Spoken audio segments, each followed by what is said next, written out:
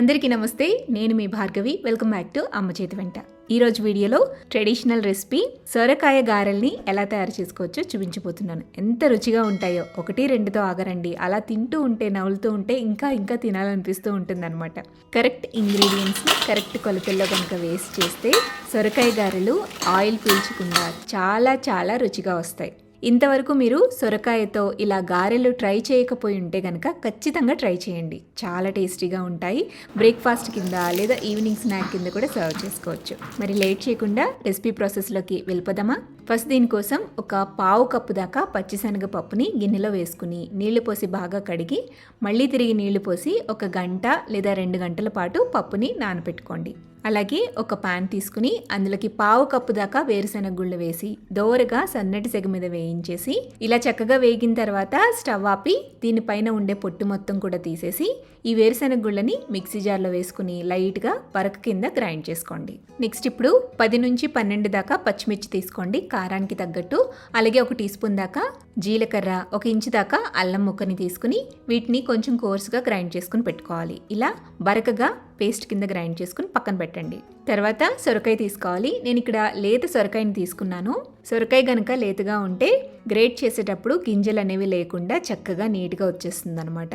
So సొరకాయకి పైన ఉండే చెక్కు మొత్తం కూడా తీసేసి శుభ్రంగా వాష్ చేసేసేయండి. ఇందులో హాఫ్ని యూస్ చేస్తున్నానండి. కొలత ప్రకారంగా చెప్తాను మీకు వీలైతే ఇలా కొంచెం పెద్ద హోల్స్ ఉండే గ్రేటర్ తీసుకుని చక్కగా తురిమేసుకోండి.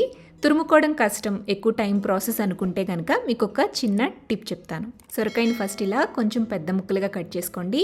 ఈ ముక్కలన్నిటినీ కూడా చాపర్లో వేసుకుని బాగా ఫైన్గా చాప్ చేసేసుకుంటే ఇలా గ్రేట్ చేసినట్టుగా నీట్గా వచ్చేస్తుంది అనమాట. లేదా మీరు మిక్సీ జార్లో అయినా వేసుకుని కోర్స్గా కూడా బ్లెండ్ చేసుకోవచ్చు. సో మీ చాయిస్, మీకు ఎలా వీలైతే అలా గ్రేట్ చేసేసుకుని పెట్టుకోండి. ఇప్పుడు నేను ఇలా గ్రేట్ చేసుకున్న సొరకాయ తురుముని కొలిచి చూపిస్తున్నాను.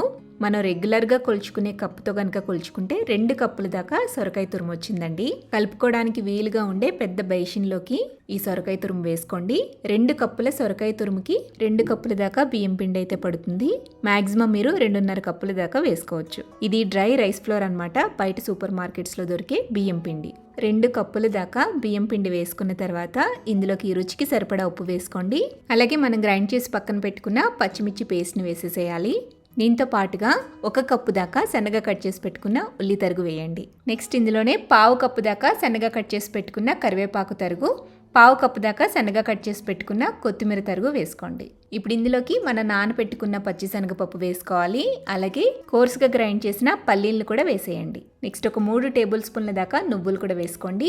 ఇవన్నీ వేసేసిన తర్వాత చేత్తో బాగా కలుపుకోవాలి, మిక్స్ చేసుకోవాలన్నమాట. చేత్తో నలుపుతూ గనక కలిపితే సొరకాయలో ఉండే నీరు, ఉల్లిపాయలో ఉండే నీరు అంతా కూడా పిండిలోకి బాగా పడుతుంది. మీరు ముందే నీరు ఎక్కువ వేసేస్తే కనుక పిండి కలిపే కొద్దీ కూడా నీరు ఊరి పలచనైపోతుందండి.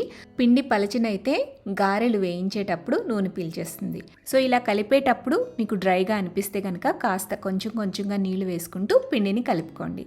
పిండి కన్సిస్టెన్సీ ఎలా ఉండాలి అనేది నేను మీకు ఇక్కడ చూపిస్తున్నాను.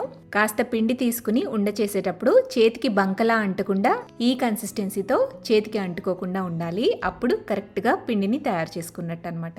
ఒకవేళ ఇన్ కేస్ మీకు పిండి పలచనైతే కనుక కాస్త బియ్యం పిండి వేసుకోండి. నేను ముందు చెప్పినట్టుగా మీరు మ్యాక్సిమం 2.5 కప్పుల దాకా బియ్యం పిండి ఈ కొలతకి వాడచ్చు. సో ఈ విధంగా పిండిని చక్కగా కలిపేసుకున్న తర్వాత పైన ఒక తడిపిన పలచటి కాటన్ క్లాత్ని గట్టిగా పిండి ఈ పిండి పైన కవర్ చేయండి. ఒక 10 నిమిషాల పాటు పక్కన వదిలేసేయండి. పిండి కాస్త నానుతుంది. ఇప్పుడు ఈ పిండిలోంచి కొంచెంగా పిండి తీసుకుని రౌండ్ బాల్స్ కింద చుట్టుకోండి. అన్ని ఉండలు ఒకే సైజులో ఉండేటట్టు చూసుకోండి. పిండిని ఇలా బాల్స్ కింద చుట్టేసుకున్న తర్వాత దీనిపైన కాటన్ క్లాత్ని పరిచేసి ఉంచండి. పిండి అనేది ఆరిపోకుండా ఉంటుంది.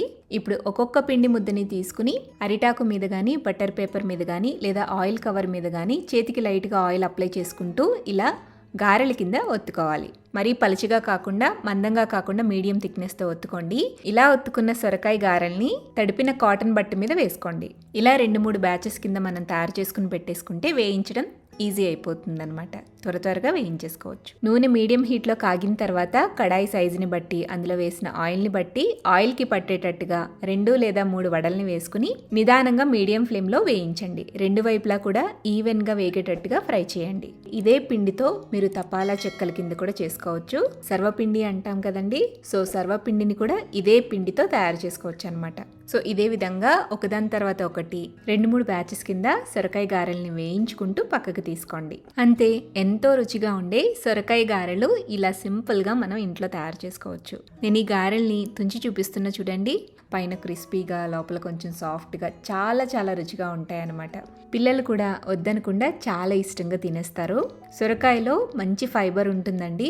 సొరకాయ కూర చేసినప్పుడు ఎవరైతే ఇష్టంగా తిన్నారో వాళ్ళకి ఇలా సొరకాయ గారెలు చేసి పెట్టండి, వద్దనకుండా తింటారు. మరి ఈ టేస్టీ సొరకాయ గారెల్ని మీరు కూడా ఇంట్లో తప్పకుండా ట్రై చేయండి. ట్రై చేసి టేస్ట్ చేశాక మీ ఫీడ్బ్యాక్ని నాతో షేర్ చేయడం మర్చిపోవద్దు. వీడియో నచ్చితే లైక్ చేయండి, మీ ఫ్రెండ్స్కి, రిలేటివ్స్కి షేర్ చేయండి. మరిన్ని టేస్టీ, సింపుల్, క్విక్ రెసిపీస్ కోసం అమ్మ చేతి వంట ఛానల్ని సబ్స్క్రైబ్ చేయండి.